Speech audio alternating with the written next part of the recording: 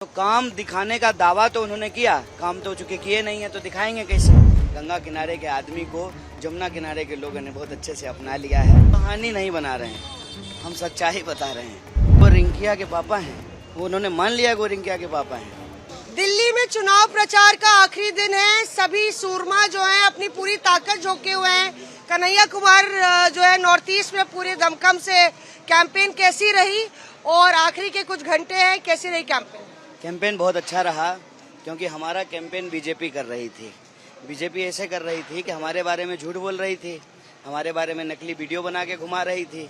तो जनता उनसे यही पूछ रही थी कि 10 साल से तो सरकार आप चला रहे हैं, गृह मंत्री तो आपके हैं, सांसद को लोगों ने पकड़ लिया कि तुम मेंबर ऑफ पार्लियामेंट हो, वो तो कैंडिडेट है, हम तो 10 साल से तुमको वोट दे रहे हैं। तो उन्होंने ही जो है जो दुष्प्रचार शुरू किया, उससे प्रचार हो गया। और प्रचार में फिर क्या हुआ कि लोगों ने सवाल पूछना शुरू कर दिया कि जो है ये तो बताओ, कन्हैया को गाली दे रहे हो, हमारी नाली कब बनेगी। तब मजबूरन में जो है अभी जा करके उन्होंने काम दिखाना शुरू किया। और हमने जो है उनसे यही कहा कि 14,000 करोड़ आपने कहते हैं कि खर्च किया है, 14 पत्थर दिखा दीजिए। तो काम दिखाने का दावा तो उन्होंने किया, काम तो चूंकि किए नहीं है तो दिखाएंगे कैसे। दिखाने बताने के लिए उनके पास कोई काम है ही नहीं। तो बड़ा अच्छा अनुभव रहा।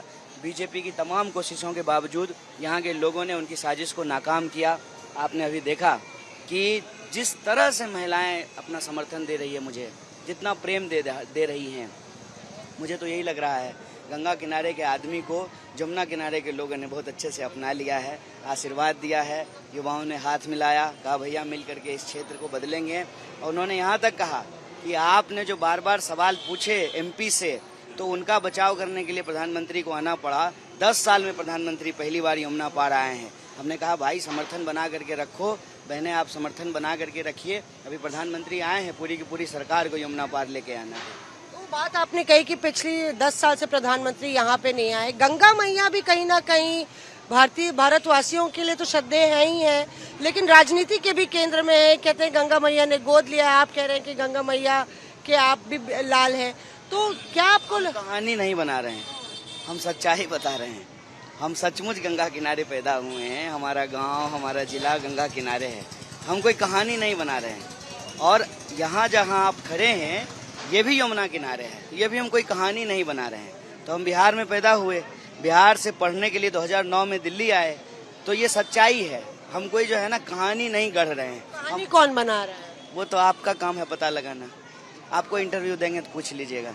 अभी तो नहीं दिया है मुझे इंटरव्यू। खैर, रिंकिया के पापा भी कहीं ना कहीं केंद्र में आ गया है। मनोज तिवारी कह रहे हैं कि अरविंद केजरीवाल ने कहा कि रिंकिया के पापा को हराना है, तो महिला विरोधी है अरविंद केजरीवाल। आपके साथ जब खड़े थे साथ में रोड शो में, तब कहा था उन्होंने कि रिंकिया के पापा को हराना है। रिंकिया बेटी होती है और बेटी को हराना है, यही अरविंद केजरीवाल। नहीं तो वो रिंकिया के पापा हैं, वो उन्होंने मान लिया कि वो रिंकिया के पापा हैं।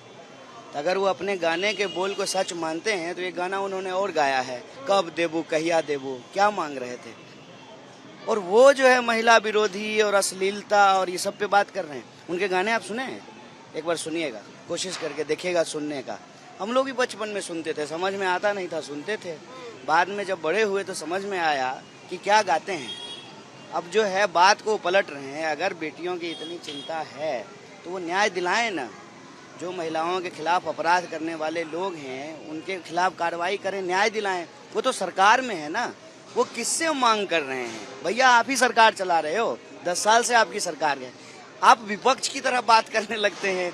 आप मेंबर ऑफ पार्लियामेंट हैं, तो आप बताइए आपने कितना जो है प्राइवेट बिल लेकर के आए। ये जो क्षेत्र है ये क्राइम अगेंस्ट विमेन सबसे हाई है इस क्षेत्र में। अभी जो है एक माइनर के साथ रेप हुआ, बच्ची हॉस्पिटलाइज है। तो मनोज तिवारी जी कितना बार प्राइवेट मेंबर बिल लेकर के आए, विमेन सिक्योरिटी लेकर के। नॉर्थ ईस्ट दिल्ली में कितना महिला थाना खोला उन्होंने।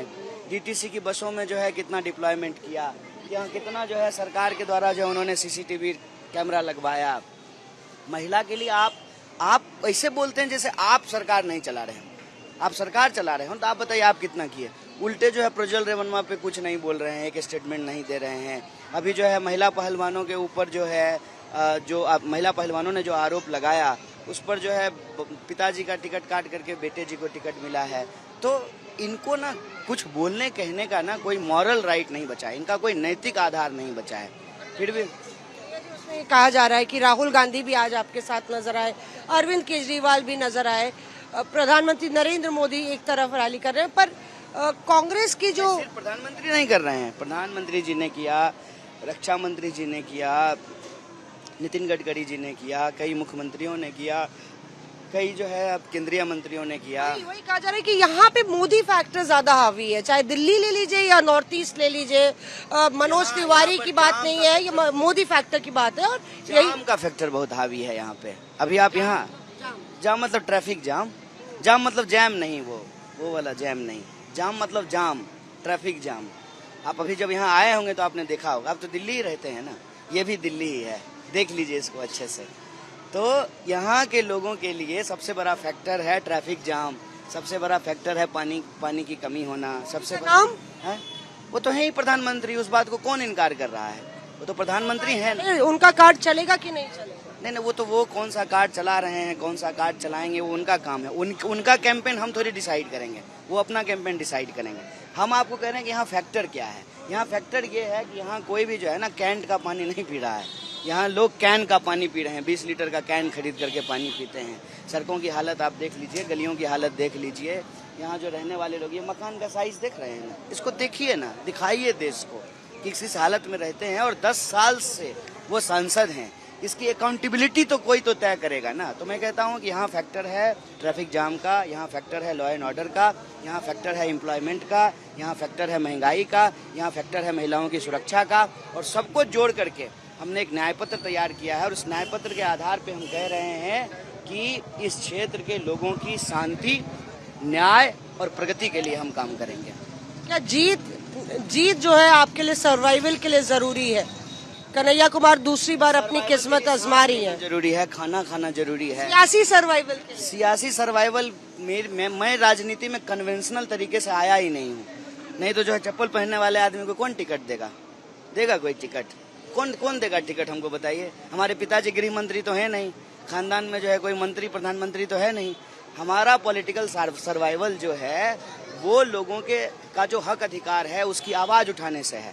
वो हम जब सांसद नहीं थे तब भी उठा रहे हैं और सांसद जब बन जाएंगे तब भी उठाते रहेंगे। ये कोई जो है ना महत्वपूर्ण बात नहीं है। महत्वपूर्ण बात ये है कि हौसला होना चाहिए लोगों के हक के लिए लड़ने का। इसको आप जोमेटो से नहीं ऑर्डर कर सकते हैं, ये आपके भीतर से होता है, ये जनता के समर्थन से आता है। और जनता जिस तरह से प्यार यहाँ बरसाई है उससे जो है ये हौसला और 2 गुना 4 गुना हुआ है। और मुझे पूरा उम्मीद है कि ये आशीर्वाद वोट में परिवर्तित होगा और इस क्षेत्र के लोगों के हक और अधिकार के लिए हम लड़ेंगे। मेरा आखिरी सवाल है, कांग्रेस और आम आदमी पार्टी का पट्टा एक साथ दिखता है गमछे में, पर क्या वाकई में दोनों पार्टियां एक साथ आपको, मतलब कि कार्यकर्ता एक साथ हैं?